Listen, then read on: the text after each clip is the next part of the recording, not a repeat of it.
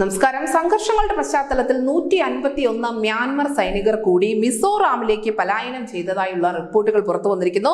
Myanmar സൈനികർ തങ്ങളുടെ ആയുധങ്ങളും വെടിക്കോപ്പുകളുമായി മിസോറാമിലെ ലോങ്ടോയ് ജില്ലയിലേക്ക് പലായനം ചെയ്ത ശേഷം അസം റൈഫിൾസിനോട് അഭയം അഭ്യർത്ഥിക്കുകയായിരുന്നു.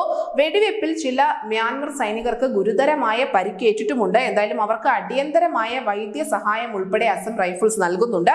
മ്യാൻമർ അതിർത്തിക്കടുത്തുള്ള ലോങ്ടോയ് ജില്ലയിലെ പർവയിൽ സൈനികർ ഇപ്പോൾ അസം റൈഫിൾസിന്റെ സുരക്ഷിതമായ കസ്റ്റഡിയിൽ തന്നെ തുടരുന്നുമുണ്ട്.